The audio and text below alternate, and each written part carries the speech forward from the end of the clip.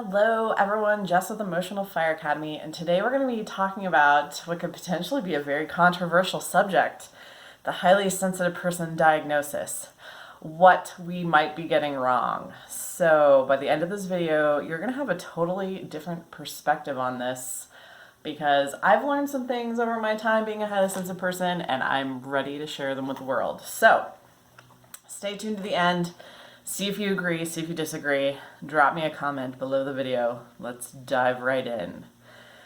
So, being a highly sensitive person is labeled as a personality trait, right? By conventional researchers right now, they call it, it's a personality trait. So that means it's self-identified. So just like you would say, oh, I'm an extrovert or I'm an introvert, that's self-identified, right? You put the label on yourself. Nobody really puts the label on you because the conventional wisdom is that it's not a disorder. That's what all the experts are saying right now about being a highly sensitive person. Well, I'm here today to say I think it's actually a form of brain injury. I think that unmanaged high sensitivity is actually the same as a brain injury. And so let's dive into the evidence I have about why this is so. At the height of my unmanaged high sensitivity, it definitely was affecting my life and relationships. And I think anything that totally consumes you and doesn't allow you to live the life you want to live and achieve the goals you want to achieve is an obstacle, right? It's a non-optimized state. And that's what I think. I think that highly sensitive people, some have inadvertently or intentionally learned how to cope with being highly sensitive, and some people just haven't had the circumstances or the opportunity to do that. And I was one of those people. I just found myself in life after my 38 years of experience having long periods of time where I was just completely affected by the sensitivity, right? It was reaching into every area of my life and disrupting it. So, and let's also keep in mind that I admittedly live in Western society. We have a lot of stimulation. The Western world is not set up to accommodate highly sensitive people.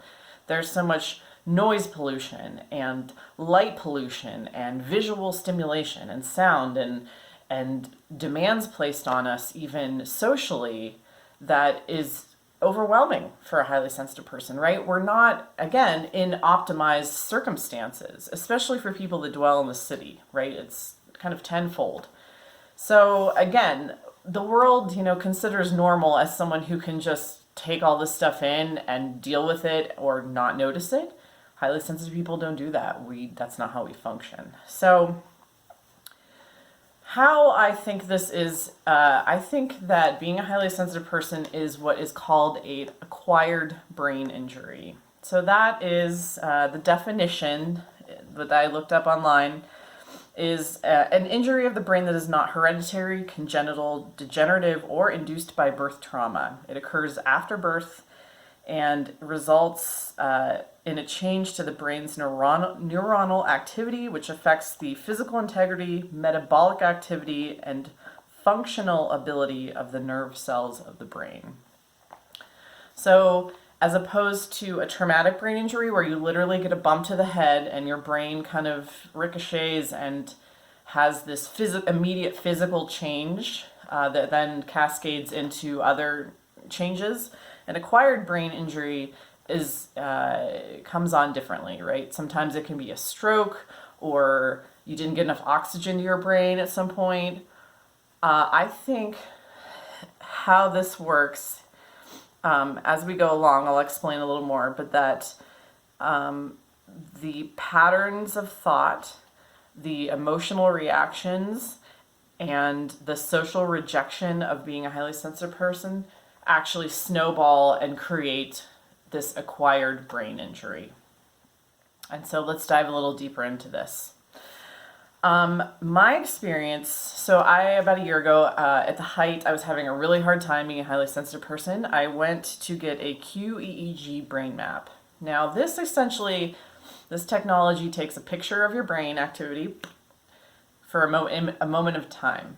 It is essentially like taking a photograph of a galloping horse, right? You only get a tiny little, you get that split second image of what is happening over a range of activity.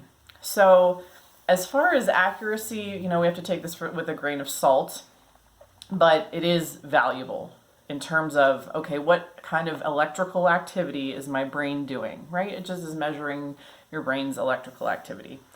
Mine was highly abnormal, right? I identified as HSP. I didn't identify as that I had a bad memory or that there was anything wrong with me beyond that. But when I got the results, the professional that did it for me sat me down and he was deeply disturbed. He said, "I've never seen this before." He said, "Are you sure you have not had a traumatic brain injury?" And I thought about it and I was like, no, I've never had a bump to the head. I've never had a concussion. I've never passed out. Never been in a car accident. I have never had any of these things, either as a child or as an adult. And he was extremely specific and said, your brain looks like you've had a traumatic brain injury. Your memory centers are affected, and your higher emotional functioning areas, the prefrontal cortex, is functioning on a level that is extremely low for your demographic and your age. And I was flabbergasted. This really disturbed me to have this type of result from something, that I thought was going to be helpful for me. And so, and that was interesting. And I went on and I kind of forgot about the TBI thing. I just kind of was like, well, it's not accurate. I brushed it off. I'm like, I haven't had a traumatic brain injury, so why does this matter to me? Maybe. But I was concerned that parts of my brain weren't working well. That was my main concern. I was just like, okay, how do I deal with this? How do I move forward? So fast forward a few months later, and I met this person named Jack. His name has been changed to protect his privacy. And Jack has had 2 major TBIs in his life. And as Jack and I have gotten to know each other and talked, we've realized that being a highly sensitive person and someone who has experienced a traumatic brain injury, we noticed that a lot of the symptoms were overlapping. Through conversations, piece by piece, as we kind of got to know each other. And I kind of want to show you some of the things that we realized that we had in common. I initially thought Jack was a highly sensitive person, and he may be. And I'm realizing that TBI and highly sensitive person is pretty much the same symptoms. So Jack told me that he was having a lot of sensory hypersensitivity. Me as a highly sensitive person, I also have that. So, too much light, too much sound, just things irk you because the sensory input becomes overwhelming, right? He also experienced that after both of his TBIs. And that's similar to the highly sensitive person. The emotionality, kind of the impulsiveness and the reactivity of the emotions, Jack experienced as well. And I experienced as a highly sensitive person, and it was extremely heightened when I was kind of in the worst functioning place as a highly sensitive person. Interestingly, the better parts of, I've talked about, I suggest you check out my video, Are You a Highly Sensitive Person? To see if you are. I go more in depth, and I'll put the link up in the video here. It's not only bad qualities, there's also good qualities. So he suddenly had this explosion of intuitive abilities after his traumatic brain injury that he hadn't had before. So the being empathic, being able to pick up on other people's emotions and what they were thinking and feeling, and even to the point of being able to pinpoint times when people were speaking of him and they weren't physically with him. So he could feel that in his head, which was amazing.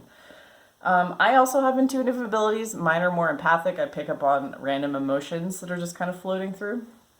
And so this kind of psychic phenomenon is really interesting that it accompanies this hypersensitivity. And Here it's just kind of popped in for this person who had a knock to the head. So, and then because of all of this, people with brain injuries often experience difficulties in relationships because other people have a problem relating to some of these qualities. And so, and it creates a lot of overstimulation. And so they isolate. People with traumatic brain injuries often take a lot of time alone, they self isolate. The highly sensitive folks do too. We do tend to do that. We're just like, oh, I have to withdraw from the world and self isolate, keep people at a distance because they disappoint me and I have a hard time relating to them. And so I found this super interesting. I was like, whoa. And what Jack kind of related was that the intensity of this after his injuries, it was just for a period of time. He said it was for about 1.5 years, and then it actually, the symptoms subsided. Some of them did stick around. The intuitive abilities did stick around, but everything else kind of settled down, which is really interesting, because then I asked him the question, well, what does this mean for the highly sensitive person, right? If someone from a traumatic brain injury is healing, someone with chronic hypersensitivity, that gives them hope that they can then overcome this imbalanced brain pattern. And so that's why I think I'm seeing a lot of similarities between a traumatic brain injury and what I was calling an acquired brain injury for a highly sensitive person. So I started digging around in the research and I found some really interesting articles and I want to share them with you. One of them was titled Lost and Found, Dealing with Sensory Overload After a Brain Injury. So this was specifically geared for people with head injuries. And the author wrote that sensory hypersensitivities are another major yet not as obvious contributor to fatigue and overload after a brain injury. So this is a well-documented process for people after a brain injury to kind of mimic the symptoms of being a highly sensitive person or flat out become a highly sensitive person. So that's well documented. And then I found an article that said emotional and physical pain are almost the same to your brain. Now this is a Forbes article and it's got me thinking. I want to quote some of the things they've put in the article. So it says research on neural pathways suggests there is substantial overlap between experience of physical and social pain. So they're saying social pain as emotional pain. So the reactions to acute pain appear to be similar. So whether you have a physical blow to the head or an emotional blow to the head, you have the same reaction to it, right? It's kind of the same for your brain, which is amazing when you think about this. So the article went on to say also that real heartbreak can actually, so emotional pain can take a toll on your IQ. And at a Case Western Reserve University, they ran a study where exposure to rejection led participants in the study to have an immediate drop in their reasoning by 30% and a drop in their IQ by 25% immediately. So this is pretty interesting. Let's keep going. And then research out of the University of Michigan suggests that not only does the brain process rejection like it does physical injury, but personality traits such as resilience are vital to how we process pain. And they talked about the brain's natural pain-killing response varies between humans, and some people release more opioids during social rejection than others, meaning that some have a stronger and more adaptive protective ability. Now, these are called mu opioids. So some people release these mu opioids when they experience emotional pain, and it numbs out two parts of their brains. And one of them is the amygdala, which is the fight or flight. So it immediately quiets their fight or flight, and they don't experience, it kind of numbs the pain out. So some people have this natural ability.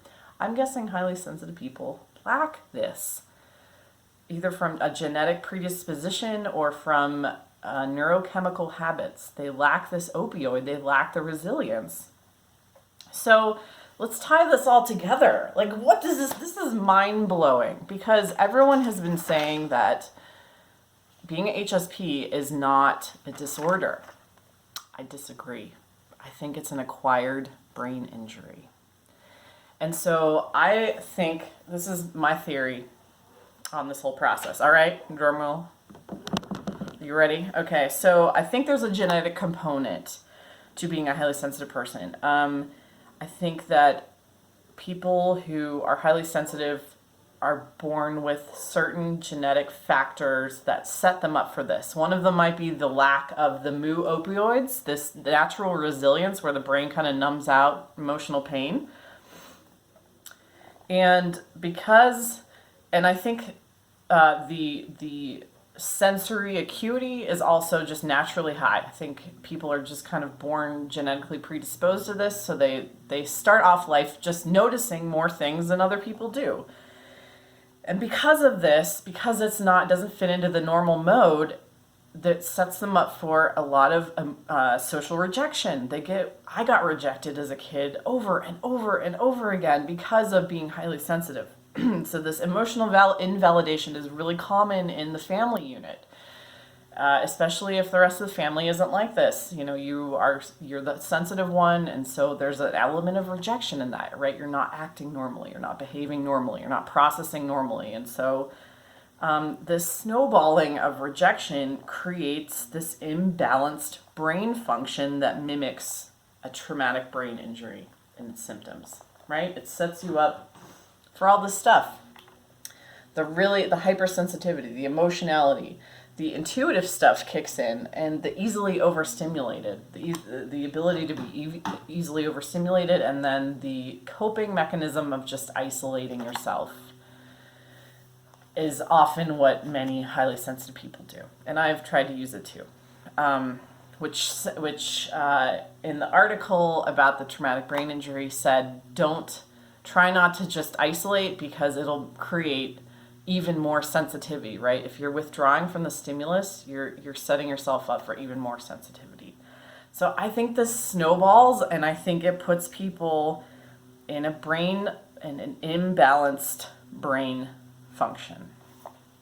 And my journey over the last year of learning this and approaching it, not to put a label on it that it's bad. I'm not saying it's bad and that you have a disorder. I'm saying, okay, this is a non-optimal brain state, and I can then, if it's non-optimal, then there obviously has to be an optimal brain state. And how do I get there? What can I do to set myself up for that? And that's the journey I've been on the last year. And I have found that it's completely possible to start optimizing your brain states, which in turn trickles into your highly sensitive symptoms. It starts to reduce the emotionality. It starts to reduce the need to isolate. It starts to reduce the the hypersensitivity. You're just not bothered by as many things. And so you can change this. You can totally change this. So what do you think? What do you think about my theory? I would love to hear your thoughts. Drop a comment below the video. And if you are someone who is really suffering being a highly sensitive person, if it is affecting your relationships, your career, your happiness, please reach out to me. I can help you. I have resources on my website. I have a 2-hour workshop where we can break through all of this stuff and really get to the meat of some of the issues and point you in the direction of optimizing your brain function.